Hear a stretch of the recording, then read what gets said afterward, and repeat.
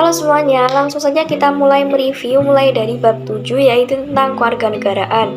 Di mana dalam bab 1 pasal 1 ayat 2 Undang-Undang Nomor 12 Tahun 2006 menegaskan bahwa kewarganegaraan adalah segala jenis ihwal yang berhubungan dengan warga negara.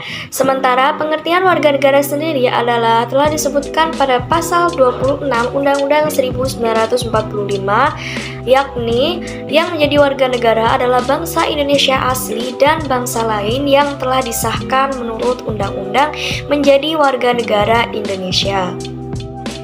Selanjutnya adalah asas penentuan status kewarganegaraan yang dibagi menjadi 4 yang telah diatur dalam Undang-Undang Nomor 12 Tahun 2006, yakni yang pertama adalah asas ius sanguinis, yaitu asas kewarganegaraan yang menyatakan kewarganegaraan seseorang berdasarkan keturunan.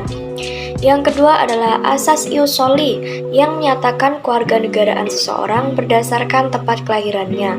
Yang ketiga adalah asas kewarganegaraan tunggal, yakni asas kewarganegaraan yang menentukan satu kewarganegaraan seseorang. Yang keempat adalah asas kewarganegaraan ganda, yakni asas yang menentukan kewarganegaraan ganda bagi seseorang, namun harus sesuai dengan peraturan perundang-undangan. Selanjutnya adalah cara memperoleh status kewarganegaraan menurut Undang-Undang Nomor 12 Tahun 2006. Yang pertama adalah permohonan kewarganegaraan atau naturalisasi. Seorang WNA bisa menjadi seorang WNI apabila bisa memenuhi beberapa syarat. Yang kedua adalah karena pernikahan. Jika seorang WNA memilih kewarganegaraan suaminya yang berasal dari Indonesia, maka bisa saja, namun ada beberapa syarat yang harus dilakukan. Yang ketiga adalah karena WNA ini berjasa kepada NKRI sehingga bisa diangkat menjadi warga negara Indonesia. Yang keempat adalah karena pengangkatan anak. Misalnya seorang anak ini berkebangsaan asing yang diangkat oleh orang tua yang warga negara Indonesia, maka bisa, namun ada beberapa syarat yang harus ditempuh. Yang kelima adalah karena mengikuti kewarganegaraan orang tuanya yang merupakan seorang WNI atau warga negara asli Indonesia. Selanjutnya adalah beberapa faktor penyebab hilangnya status kewarganegaraan bagi seorang WNI.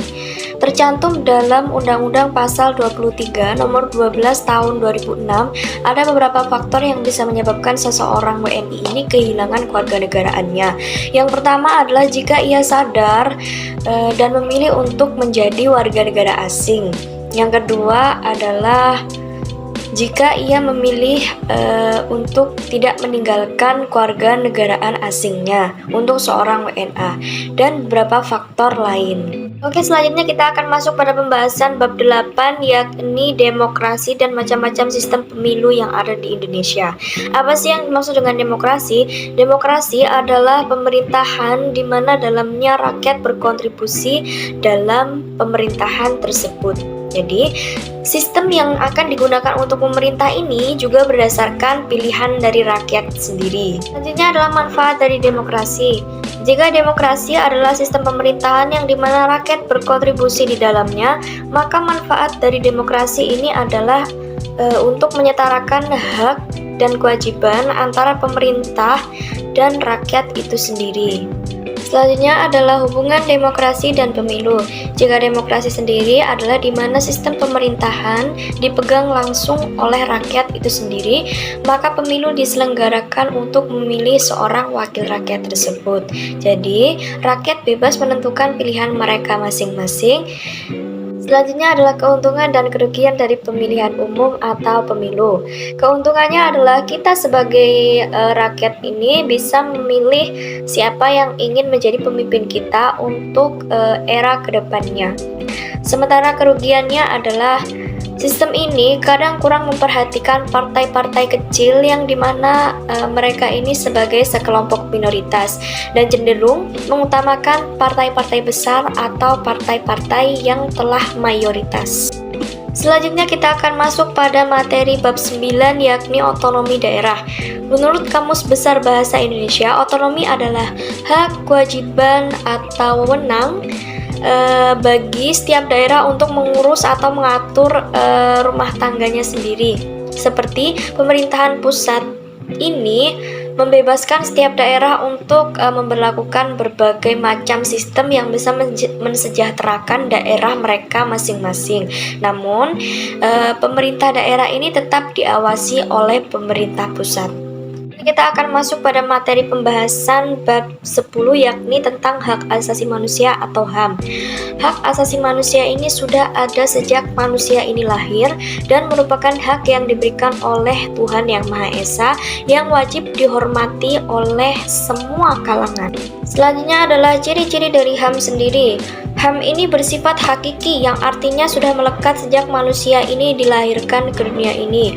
Yang kedua adalah bersifat universal, di mana semua manusia mendapatkan hak asasi yang sama. Yang ketiga adalah HAM ini bersifat tidak bisa dicabut.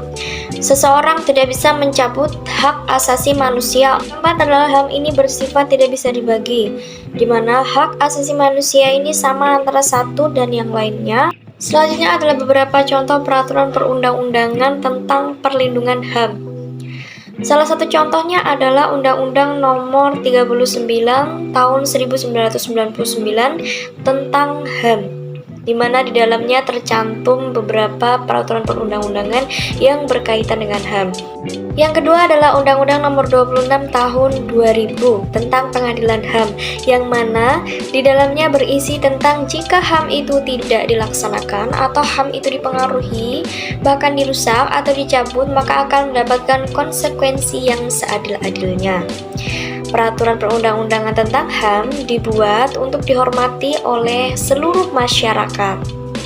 Selanjutnya kita akan masuk pada pembahasan bab 11, yakni tentang masyarakat madani, di mana menurut Nurcholish Madjid, masyarakat madani ini adalah masyarakat yang menjunjung tinggi peradaban, nilai-nilai kemanusiaan, serta maju dalam hal teknologi serta ilmu pengetahuan.